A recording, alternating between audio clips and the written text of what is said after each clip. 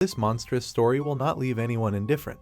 A 14-year-old girl went out for a walk and disappeared without a trace. She was searched for more than a month, and this investigation was the largest in 9 years. Thanks to hundreds of police officers and surveillance types, the mystery was solved, but the truth was far more confusing and shocking. In this video, we will tell you what happened to Alice Gross. Before we start, don't forget like video and subscribe for more. Alice Gross was born on Valentine's Day, February 14, 2000, in London. She grew up in a full, loving family. She also had an older sister. From an early age, the girl showed an affinity for creativity. She loved to draw and play the piano and violin.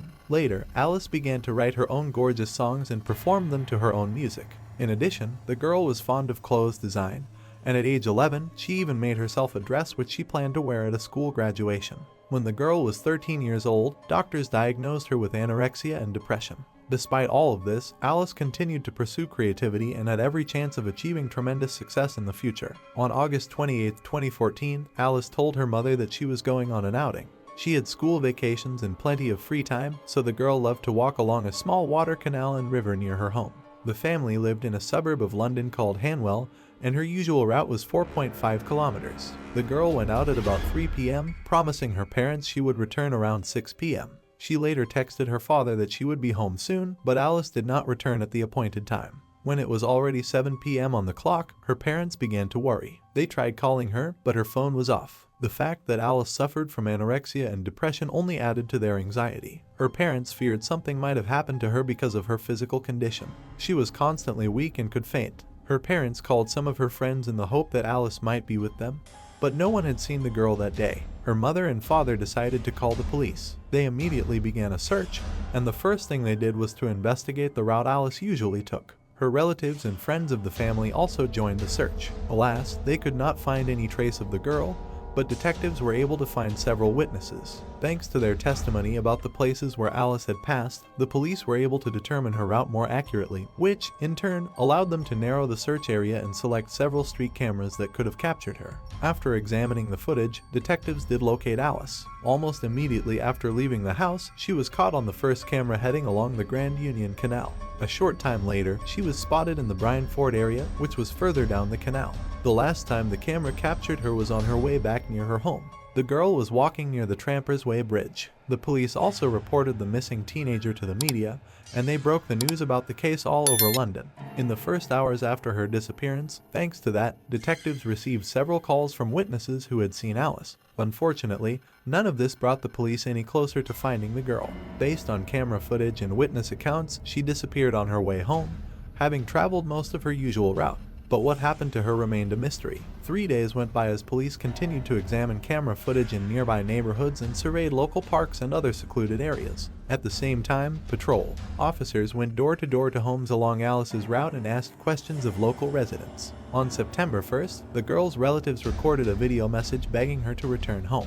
They also asked anyone who had any information about her whereabouts to contact the police. At the time, investigators were considering several theories. The first and most troubling was the kidnapping version. Despite the fact that most of Alice's route was along city streets, there were many remote and hidden areas where the girl might have been attacked. In addition, the London police often encountered situations where people were kidnapped right in the center, let alone in the suburbs. The second was a theory about running away from home.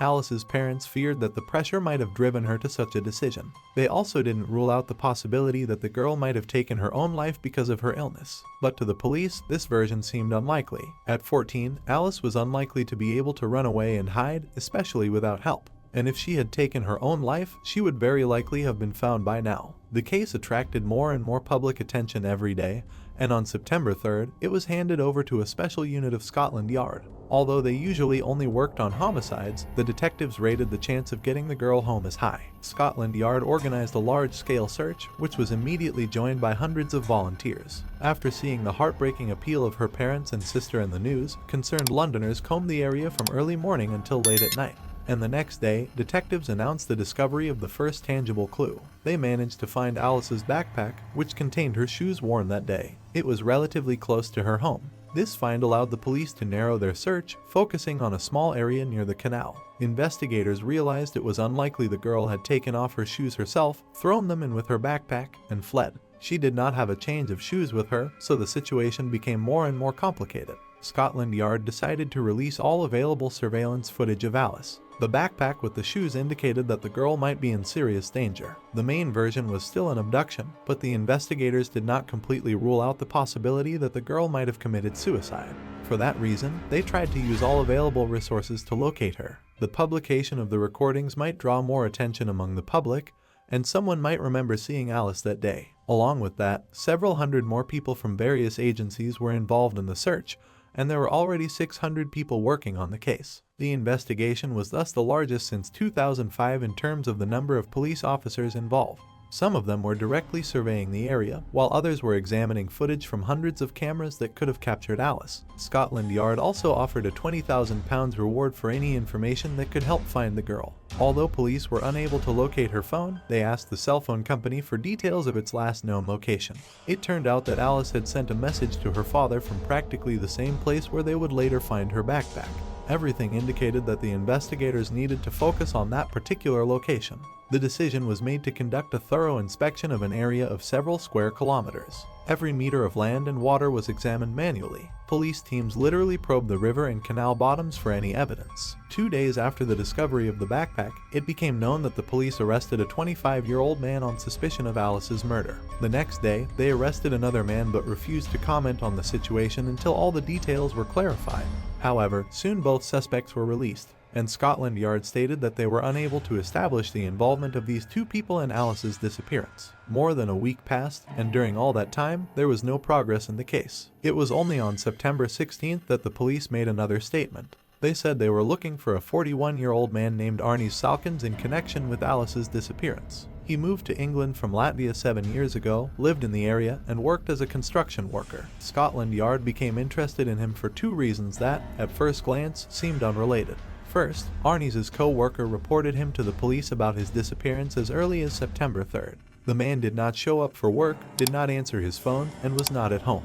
It seemed as if he had simply vanished. Second, detectives found that Salkins' route from home to work was roughly the same route that the girl had taken the day she disappeared. All of this was not yet enough to draw any conclusions about the man's involvement in the girl's disappearance, but detectives soon discovered something really disturbing. In one of the camera recordings, they saw a middle-aged man riding his bicycle across the bridge where Alice had passed just a few minutes before. This man turned out to be Salkins. A short time later, he came to the next camera and the detectives noticed a very strange moment. The journey between these cameras should have taken only a few minutes, and it took the man on the bicycle practically a whole hour to ride down this road. A reasonable question arose: what was he doing all that time on such a short stretch? The police investigated the area and concluded that he could not have taken the longer route to the next cell because there simply was none. Even more disturbing was the fact that all this was taking place in the very area where Alice's path was allegedly cut short.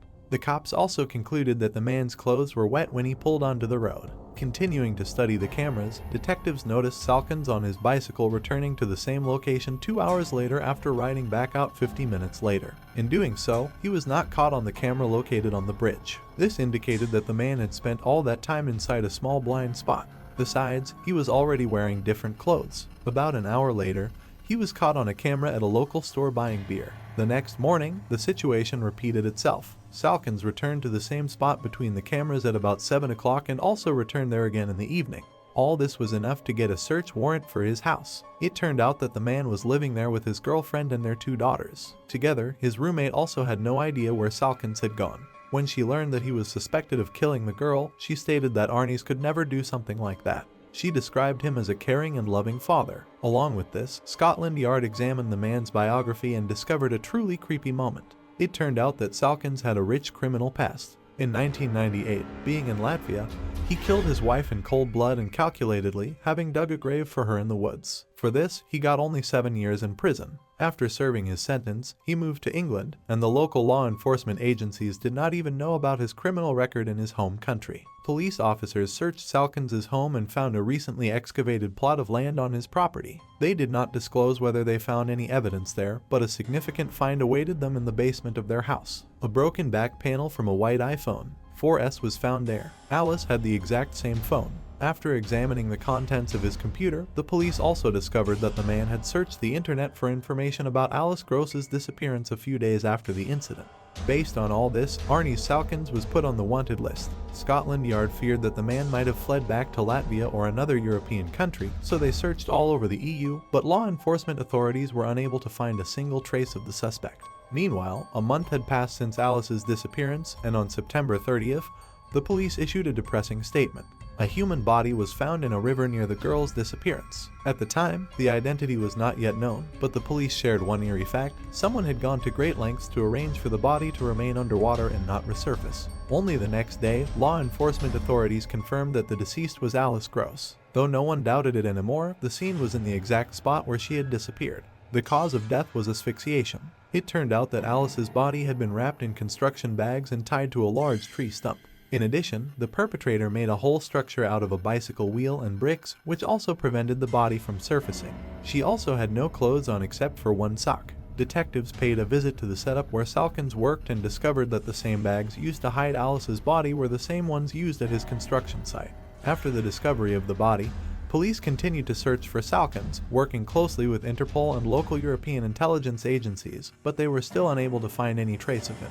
This went on until October 4th, when investigators made an unexpected discovery. They discovered the man's suspended body in a park just 1 kilometer from where Alice was murdered. 2 days later, experts confirmed that the deceased was Arnie Salkins. No one expected such a turn of events. The main version of Scotland Yard was the escape of the suspect to Europe. Well, in fact, it turned out that all this time he was under their noses. Medical experts concluded that the man had committed suicide on the day of his disappearance, September 3rd, and that he could not be found for a month. Nothing surprising here, however. Salkins had chosen a very remote and hard-to-reach location where he was extremely difficult to spot. With Salkins' DNA in hand, investigators had even more evidence. Near where Alice's body was found, police found a cigarette butt, which was sent to a lab. Experts extracted DNA from the filter, which matched the Salkins sample. In addition, the lab said that it was highly likely that the perpetrator's DNA was found on the victim's body. They could not assert this with 100% certainty due to how long the body had been in the water. His DNA was also found on the girl's backpack and shoes. By that time, the police had discovered another gruesome fact. It turned out that 2 years after moving to England, Salkins had molested a 14-year-old girl just a kilometer away from where Alice's body was found. A man attempted some indecent act, but the victim survived and the man was arrested. This is where the fun part begins. The girl did not press formal charges and the perpetrator was simply released. It is not entirely clear how this could have happened, but the fact remains: an adult man molested a girl, fell into the hands of the police, and escaped punishment. Moreover, information about this case surfaced after the perpetrator's body was found in the park. Despite all this, the police continued to investigate, and it took them some time to put together a picture of what had happened. According to their version, on an unfortunate day, August 28th, Salkins was riding his bicycle along the same route where Alice was walking. Having noticed her in a secluded area hidden from prying eyes, he attacked her in order to commit depraved acts. How events unfolded next, we shall never know, but the outcome was tragic. Salkins killed Alice and then hid her body in several approaches, constantly returning to the place. We will also never know why he decided to take his own life after what he had done. Whether this can be called a manifestation of conscience is very debatable. Alice's parents, who survived such a terrible tragedy, were outraged by the government's actions. They were perplexed how the British authorities allowed a convicted murderer to enter the country and stay here to live. They had spent years fighting for the government to increase its control over migrants and keep criminals out. Unfortunately, to this day, they have been unable to make any serious changes. A month after the discovery of Salkins' body, another interesting event occurred. The medical examiner in charge of the investigation left a folder of case documents on the train. The 30 pages contained important information about the murder, including medical information and undisclosed details. The public, the media, and Alice's parents harshly criticized the police, but there was nothing they could do about it. However, no one tried to judge the deceased perpetrator anyway. The investigator said that if he were alive, they would have had enough evidence to bring the case to court, but there was no guarantee of a conviction. The problem was that all the evidence against Salkins was circumstantial, and he had a small chance of getting away with it. Instead, a hearing was held in court in which the jury admitted an already obvious fact: Alice had been murdered. Her death was not an accident. The procedure was formal and played no role. Alice's funeral was held on October 23rd. Thousands of people came out to the memorial that day, and at the end of the ceremony, a beautiful song that the girl wrote and sang herself was shown on the big screen. Like the video if they found it appealing and subscribe. An 11-year-old girl vanished from school, leaving no trace, and remained missing for years, making it an eerie and bewildering case in California. With numerous unexpected turns and peculiar facts, this perplexing investigation held the attention of millions worldwide. After 45 years, the truth was finally unearthed, but the story didn't conclude there. In this video, we'll delve into Linda O'Keefe's journey and explore why this inquiry captivated countless individuals globally. Before we start, don't forget to like this video and subscribe. Linda O'Keefe, born on May 24, 1962, in Newport Beach, California, USA. Linda O'Keefe grew up in a tight-knit family. Her father worked as a machinist, while her mother was a seamstress. Linda had two sisters, an older and a younger one. Fond of drawing, playing the piano, and cherishing nature and animals, Linda embraced life with enthusiasm. Whenever warm summer days arrived, she seized the opportunity to visit the beach, a mere 800 meters from her home. Additionally, she actively participated in the Girl Scouts and attended summer school. In July 1973, Linda, then 11 years old, attended school nearly every day. Typically, she rode her bicycle to school. However, on the morning of July 6, her piano teacher, residing a few houses away from the O'Keefe family, kindly offered to give her a ride home after classes ended around 1:30 p.m. In need of her bicycle that day, Linda used the school phone to call her mother and requested a pickup. Unfortunately, her mother was preoccupied with work and preferred not to be interrupted, advising Linda to walk instead. Despite the distance between school and home being just over 2 kilometers, Linda hesitated after talking to her mother. She even shed tears, prompting the school secretary to consider giving her a ride. Regrettably, the secretary needed to travel in the opposite direction, relinquishing the idea. Shortly after leaving the school premises, Linda lingered outside the building for a while before embarking on her journey homeward. The route typically required no more than half an hour, yet the girl experienced a noticeable delay. Initially, her mother dismissed it, assuming Linda had met friends and decided to take a stroll. However, as the hours passed, her concern grew exponentially. By 6 p.m., overcome by worry, Linda's mother began reaching out to acquaintances whose children lived nearby, inquiring if they had seen her daughter. Unfortunately, none of them had encountered Linda that day. When Linda's father returned from work, the family initiated a search. They scoured the neighborhood, including the path Linda would have taken from school. Initially, they presumed that the girl, resentful of her mother's refusal to pick her up, intentionally delayed her return home. However, as darkness encroached and Linda remained unfound, they decided to involve the police. Officers filed a missing person report and commenced their investigation. Simultaneously, Linda's father and older sister traversed the neighborhood in 2 cars, attempting to reassure residents, while her mother remained at home, contacting numerous individuals who might have caught a glimpse of Linda. The search persisted throughout the night, with law enforcement scouring the streets and parks utilizing search dogs and helicopters, yet the outcome remained inconclusive. The following morning, more officers joined the search, and local newspapers reported on the extensive efforts to locate the missing 11-year-old girl. Around 10:30 a.m., a bicyclist, accompanied by a friend and their son, ventured into a park approximately 9 kilometers away from Linda's residence. They visited the park as part of the botanical circle, observing local fauna. As the father and child approached the ditches to observe frogs, they stumbled upon something unexpected. Intrigued by a light object in the grass, the man approached and discovered a partially submerged human body. Having read about the ongoing search for a missing girl in the morning newspaper, he immediately suspected that the body belonged to Linda. Urgently, the man and his companions hurried out of the park, heading to the nearest payphone to report their discovery. En route, they encountered a police officer who had been involved in the search for Linda. Sharing their account, they informed the officer and proceeded toward the location together. The investigators swiftly confirmed that the deceased individual was indeed Linda O'Keefe. She was attired in the same clothing she had worn to school, with her backpack lying nearby. Remarkably, the dress she wore had been handmade by her mother. However, Linda was barefoot, and her shoes were nowhere to be found near the body. Detectives meticulously examined the crime scene, discovering tire tracks in close proximity to the body but no other significant clues. The medical examiners determined that Linda had died from strangulation, estimating the time of death to be between 11 p.m. and 2 a.m. It became apparent to the investigators that Linda had likely been abducted shortly after leaving school, implying that the perpetrator had held her captive for approximately 12 hours.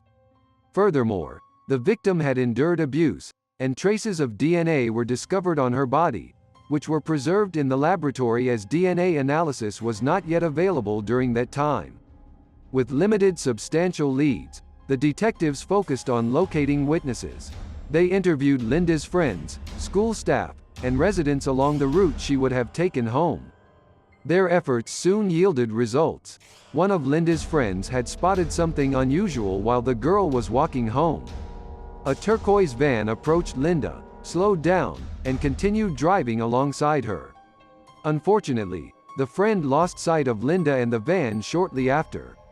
Two additional witnesses came forward. A 19-year-old girl and her mother were driving in a car around 100 yards from Linda's school when they noticed the girl engaged in conversation with the driver of a turquoise van that had stopped beside her. This encounter occurred around 1:15 p.m. Given their proximity to the O'Keefe family and their familiarity with Linda, they found it surprising that she was conversing with an unknown adult male. Intrigued, they decided to observe the situation.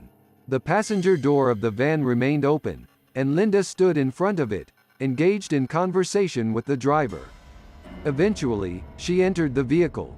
Subsequently, the van departed, and the witnesses did not pay significant attention, assuming Linda had been picked up by a relative or acquaintance, given their belief that she would not willingly enter a vehicle with a stranger.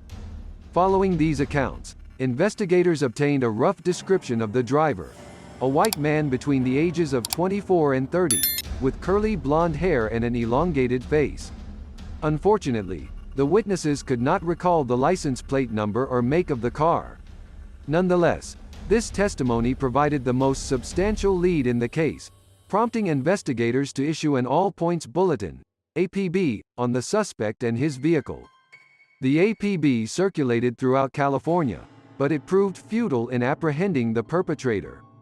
Detectives maintained regular communication with the witnesses, hoping they would recollect additional details.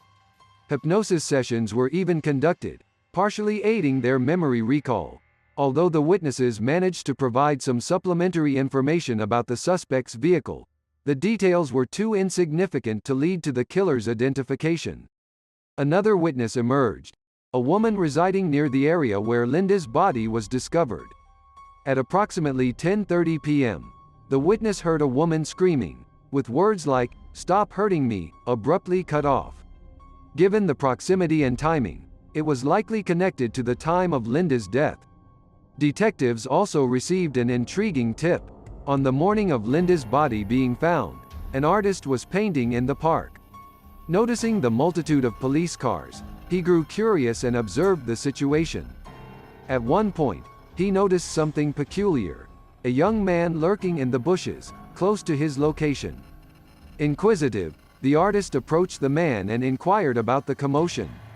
The young man appeared deeply concerned and revealed that the police had discovered the girl's body.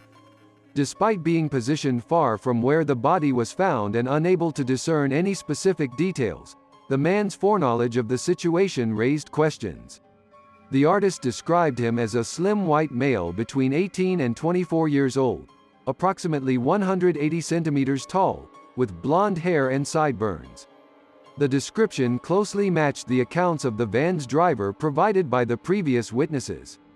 Consequently, investigators deduced that this individual was the killer and had chosen to monitor the police activity that morning. Despite having a detailed description of the killer's appearance, locating him in the vast city proved challenging for the police. However, 2 days later, an unexpected turn of events occurred. Peter Wooten, an 18-year-old who lived near the O'Keefe family and was in the same class as Linda's older sister, came forward and confessed to the murder. The news spread rapidly, shocking the community. The police interrogated Peter for 7 hours and searched his parents' home, where he resided. He was formally charged with murder. However, 3 days later, another surprising twist unfolded. The investigators announced that Peter had been exonerated of all charges and released. His confession contained numerous inconsistencies, with the only coincidences aligning with information already publicized in the newspapers. Moreover, he deliberately provided false testimony that contradicted the actual evidence. Furthermore, the 2 witnesses who had seen Linda with the van driver unequivocally stated that Peter was not the individual they encountered. Their familiarity with Peter, as he lived nearby, made it clear that he was not the same person. Consequently, the police concluded that Peter had fabricated the confession as an attempt to draw attention to himself. While it was possible that he may have had mental health issues, he had no connection to the murder. Following this turn of events, the detectives were left without any solid leads. The search for the van and its driver continued throughout the town, with the entire community, including Linda's classmates, actively participating despite objections from the police. However, these efforts yielded no results. In the initial month of the investigation, 175 individuals were questioned, and every inch of the route from school to home was meticulously searched. The police appealed to the public for assistance. Weeks later, a rough sketch of the van's driver was released, yet it failed to generate any substantial leads. Detectives initially hesitated to release the sketch, fearing that the man might flee the town. However, the urgency to solve the case prompted them to employ additional resources each passing day. 2 months later, a new lead emerged when another girl was assaulted in the same neighborhood.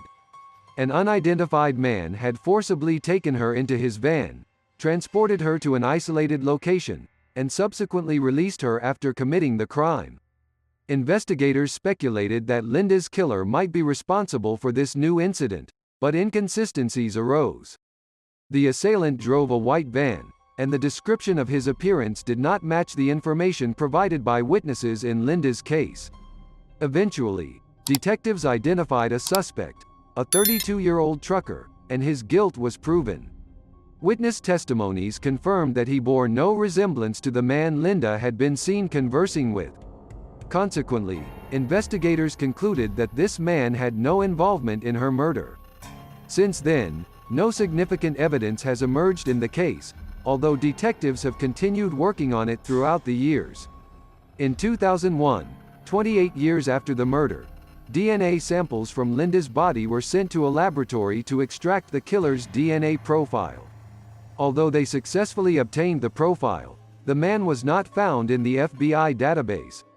This indicated that the killer had not been previously convicted in other criminal cases or that the offenses occurred before DNA collection became commonplace. Years later, advancements in DNA analysis technology allowed investigators in Linda's case to turn to a private lab called Parabon in 2018. Utilizing DNA phenotyping, which reveals various traits of a person's appearance based on their DNA sample, specialists created 2 portraits of what the perpetrator might have looked like at the ages of 20 and 60. Remarkably, these portraits closely resembled the descriptions provided by witnesses who had seen the suspect 45 years earlier. Typically, police would release these portraits in the media to garner public attention and seek information from individuals who may have known the man. However, the investigators took an unprecedented approach. On July 6, 2018, precisely 45 years after the murder, they took to Twitter and posted a series of messages in the name of the victim herself. The 68-tweet series detailed Linda's final day, portraying her perspective and recounting the events of July 6, 1973. Each message was meticulously selected by the detectives to construct an accurate representation of that fateful day. The Twitter narrative concluded by stating that the search for Linda's killer had remained unsuccessful, followed by the release of the perpetrator's portrait on behalf of the girl. Now, 45 years later, I can speak again, and there is something important I have to tell you. There is a new lead in my case, a face obtained thanks to the DNA of the killer, which he left behind. This technology didn't exist in 1973, but now it can change everything. This innovative approach instantly captured the attention of a vast global audience. While police had previously shared information on old unsolved cases via social media, a narrative presented from the victim's perspective was unprecedented. Although the portrait of the killer alone could not solve the case unless someone recognized him and reported to the police, the investigators aimed to generate as much attention as possible. In total, over 7 million people viewed the series of tweets.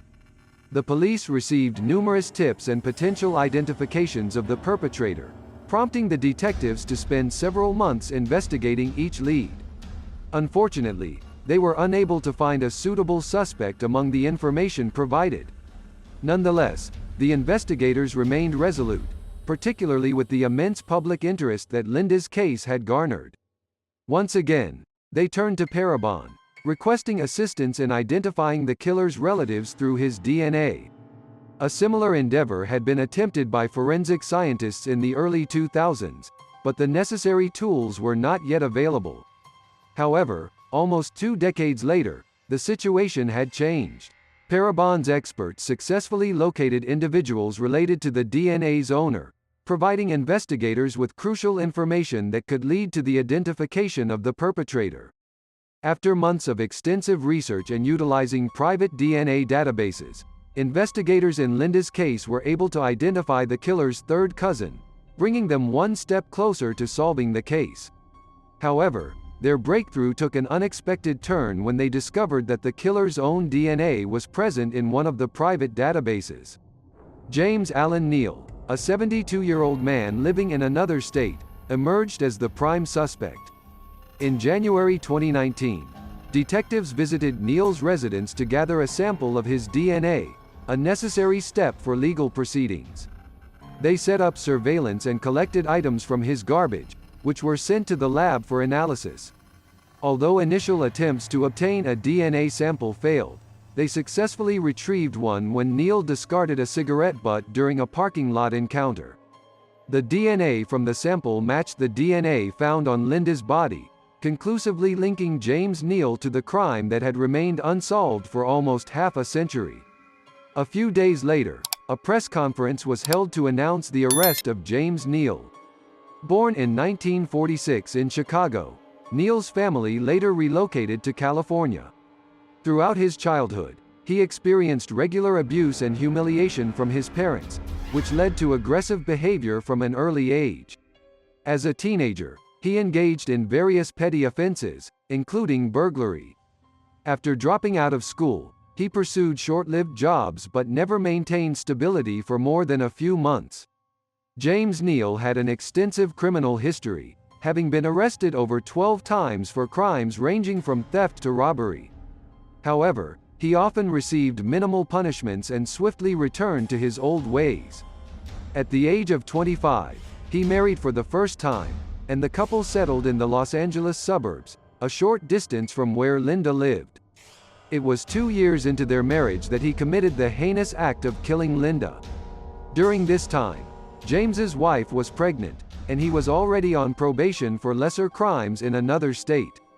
In the subsequent years, Neal was cited multiple times for theft and counterfeit activities, and he briefly served time in prison for violating probation terms. After his release, he encountered further legal trouble for traffic violations. He divorced his first wife, with whom he had 2 daughters. He later lived in different states before returning to Colorado, where he married another woman in 1997. They had a daughter together, joining her child from a previous marriage. Further investigation into Neal's background revealed potential involvement in numerous cases of child abuse, although he had never been held accountable for these actions. In 1995 and 2004, he allegedly kidnapped 2 girls, subjected them to abuse, and then released them. However, he was never proven guilty in these instances, leaving him free to continue his activities. Police suspected him of being involved in at least 5 additional similar cases where unidentified men in cars abducted girls from the streets. In 2010, a girl from the same church as Neil accused him of molesting her when he was 63 years old. The victim provided accounts of several similar incidents, and Neil eventually confessed. However, the case inexplicably ended up being suppressed, with the victim retracting her accusations, and James Neil went unpunished. He resumed his regular life, remaining off the police's radar for the next 9 years until his arrest for Linda's murder. During the trial, Neil consistently denied any involvement, claiming he had never abducted any girls. When shown a photo of Linda, he stated he had never seen her with a man and suggested she resembled one of his daughters. Despite his denials, the presence of his DNA on the victim's body left little room for doubt, making his guilt apparent to investigators. Additional evidence was gathered to strengthen the case, including attempts to ascertain if Neil owned a turquoise van. However, no confirmation of this fact was found, which was explained by his employment at the time as a worker in an apartment complex, providing access to a service van. During the search of Neil's residence, investigators discovered several hard drives containing illegal materials, along with similar photos and videos on his smartphone. Notably, his computer revealed an interest in the history of violent criminals apprehended through DNA analysis, suggesting his awareness of the potential link between DNA and crime solving. Another chilling revelation occurred during the examination of Neil before his placement in a cell. A tattoo bearing Linda's name was discovered on his wrist. However, it was later confirmed to be an eerie coincidence, as James had acquired the tattoo long before the murder. The trial, originally scheduled for February 2020, was postponed due to the pandemic. Throughout the proceedings, James Neil maintained his innocence, but the overwhelming evidence against him left little doubt about his role in Linda's murder. However, the case never reached trial, as in May, Neil was hospitalized and succumbed to lung cancer 2 days later. Unaware of his illness at the time of his arrest, it was too late for medical intervention. Finally, the case that had haunted investigators for half a century found closure. Detectives continue to believe that Neil may have had numerous additional victims, and they remain committed to investigating in that direction. Linda's parents, who had long since passed away, carried the burden of guilt throughout their lives, particularly Linda's mother, who blamed herself for not picking her daughter up from school. Linda's sisters expressed gratitude to the investigators for their unwavering commitment to solving the case, although they regretted that their parents did not live to witness the day justice was served. Share your opinion on this story in the comments and don't forget to like this clip if you liked it. Thanks for watching. This mysterious story took place in early 2020. A 16-year-old girl disappeared under strange circumstances, but unraveling the case only made it more confusing. Even though the police have completed their investigation, the case is still one of the most mysterious in recent years. In this video, we will tell you about the gruesome story of Selena Shelley Faye and try to answer the big question: did the police really resolve the case? Or did they cover up what really happened to her? Before we start, don't forget to like this video and subscribe for more. A Native American, Selena Shelley Faye, was born on June 18, 2003 on the Indian Reservation of Bighorn County, Montana, in a town called Harding. People she knew described her as a kind, cheerful, and very active girl. She loved to play basketball, had many friends, but her main hobby was horseback riding. Selena seriously considered opening her own farm when she graduated from high school, as well as participating in races at the professional level. Even with all the tragedy her family had endured, she kept a positive attitude. Originally a family of 5 children, Selena's 11-year-old twin sister committed suicide in 2014, leaving no hint as to what prompted her to complete such a tragic move. In 2017, Selena's brother was killed by a police officer, and that same year, Selena's older sister was killed under the wheels of a car. She was walking along the road when an unknown driver hit her and fled the scene. That left only 2 of the 5 children. It's hard to believe how much pain and suffering one family can endure. Alas, the tragedies in their lives did not end there. Selena spent New Year's Eve 2020 with friends. They went to a party at a country house where they stayed until the next day. On January 1st, Selena and 5 of her friends, which included 4 young men and 1 girl, drove back to Harding by car. Then, the story gets weird, to say the least. Nevertheless, this is the official data from the case file, and we will read it first. The car malfunctioned on its way into town. The driver parked it at a nearby stop and tried to fix the car. He managed to fix the problem temporarily, but he stated that the car could break down again at any time. For this reason, he asked Selena and her friend Orlando to wait at the stop until his mother drove up there to pick them up. Since she was just under 15 minutes away from the stop by car, the story sounds highly questionable. Why did the girls' friends decide to drive on, leaving them at a bus stop in the middle of nowhere? But that is exactly the way things were, according to the driver. There was also a version that after fixing the car, the driver had to leave immediately, otherwise the car risked stalling again. And Selena and her friend at the time had gone too far, and the guys decided to leave without them, sending the mother of one of them after them. But this version is not reflected in the police documents but only cited by the local media. What follows is actually confirmed information. The driver's mother had indeed come to the bus stop to pick up the girls, but they were no longer there. Thinking they might have been walking around somewhere nearby, the woman began to look for them. At one point, she did come across Orlando, who was sitting in a ditch looking lost. Her shoes were missing, and all her feet were covered in scratches. Selena was nowhere near her. The shocked woman tried to ask Orlando what had happened, but she said she had absolutely no memory of how she got there and didn't even know where she was. Then, the woman contacted Selena's parents and told them she was missing, and they immediately contacted the police. The first thing the police did was talk to Orlando. She still couldn't remember the details of what had happened. She only told the detectives that she had seen Selena just walk off in the direction of the road into a field, and her friend never saw her again. Upon hearing this story, Selena's parents couldn't understand why their daughter would go off in some unknown direction for no apparent reason. The problem was that it was freezing outside, and the girl was clearly not dressed for the weather. She was wearing a light jacket, sweater, and jeans. I think you've already realized how strange this whole story is, but that was just the beginning. On the same day, police organized a large-scale search within a radius of about 6 kilometers of the place where the girl was last seen. Hundreds of people, including service dogs, mounted police, helicopters, ATVs, and even drones with heat sensors were involved. The FBI also became involved very quickly. The case may have taken on such proportions because of a sad statistic: Native Americans in Montana go missing far more often than other segments of the population. Most of the time, police are as reluctant as possible to investigate these cases and sometimes refuse to do so at all. Locals regularly come out in protests and try to reach out to the federal government, but Native Americans continue to go missing.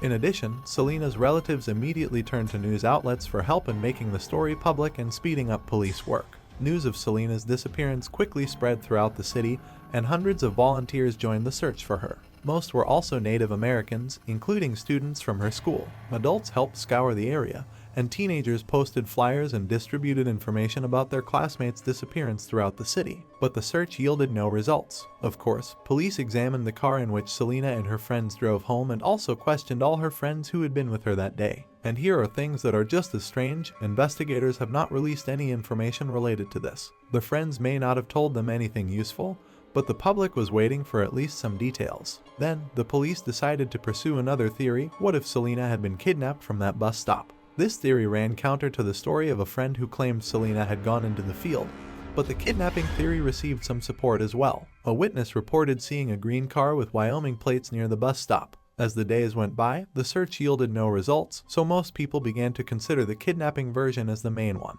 Reports poured into the police that people had seen the girl in various places, but all these leads proved useless. The police also tried to track the location of the girl's smartphone, but they were unsuccessful. It was turned off. The investigation continued in such ignorance until January 20th. On that day, 3 weeks after Selena's disappearance, the most mysterious event in the whole story happened. The girl's body was finally found. It was found just a mile from that very bus stop. The body was discovered by the Bighorn County Sheriff, who went by the Indian name Big Hair. Let's refresh your memory on key points. Hundreds of volunteers on foot, dozens of horseback riders, service dogs, a helicopter, drones with heat sensors, and a search radius of about 6 kilometers. For all that, the body is found within a kilometer of the bus stop. At this point, everyone had one question: how could they not notice? Of particular note is the fact that the place where Selena was found is practically a bare field. The Bighorn County Sheriff's Office said the preliminary version is that death was due to natural causes. On February 28th, more than a month after the body was found, the results of the medical examination came back. The report, signed by 4 doctors, cited hypothermia as the cause of death. All of this raised even more questions and distrust on the part of the public. Not only were search parties unable to locate Selena in an open field for 20 days, but she also allegedly died of hypothermia a kilometer from the road. Let's take a look at what the temperature was that day. According to a local news site that publishes daily weather information, it was about 8 degrees outside in the afternoon. January 1st. Selena was wearing a light jacket and sweater, although it was not enough for a long and comfortable stay outside. Is it possible for a healthy 16-year-old girl to freeze to death? After all, there was a highway just a kilometer away from her where cars passed by regularly, and she could call for help. How should events have developed so that the girl deliberately waited to die in one place and managed to freeze to death at 8 degrees Celsius? Of course, all these questions fell on the police. Investigators said that drones and a helicopter were obstructed by poor visibility that day due to heavy fog, and that Foot and other units simply did not notice Selena, even though they were passing within a few hundred meters of her. As for the dogs, they were service dogs but not search dogs. In addition, they were kept on a leash because many strangers were involved in the search, and the police were afraid to let the dogs go so that they would not attack those present. To Selena's family, as well as the entire Native American community, these excuses seemed utterly unconvincing, and they demanded a thorough investigation into her murder. To them, it looked as if the girl's body had been placed there after the first wave of the search ended. But there was one big problem here. The Bighorn County Sheriff who led the police in this case and personally discovered Selena's body had a very murky history behind him. In 1995, when he was still a simple officer, a Native American woman accused him of violence, but the man denied the charges and was not convicted. 2 years later, his service weapon was used in a murder and the would-be sheriff was put on trial again. There, he claimed his weapon had been stolen and had nothing to do with the case. All charges were dropped again, but here's the strange thing, he paid the victim's family a portion of the amount they demanded in the lawsuit. Later, he went to court again for assault and battery, but here too, he received no serious punishment.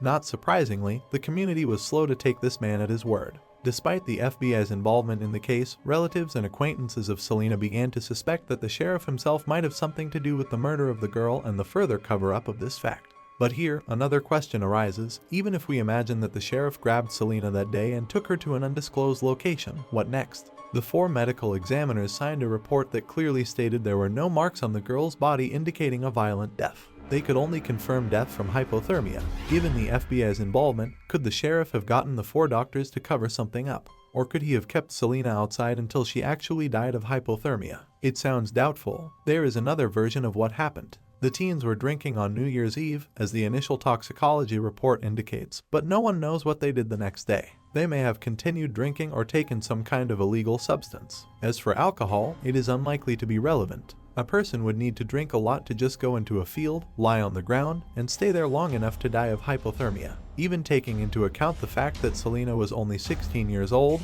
this theory is somehow not believable. But the version about banned substances could explain a lot. First, let's remember Selena's friend who was sitting in a ditch with no shoes and scratched feet.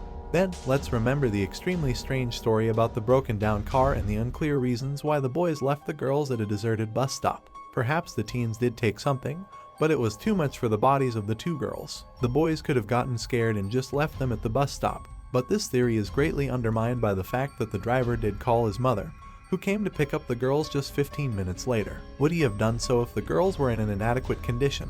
Most likely, teenagers would not have involved their parents in such a situation.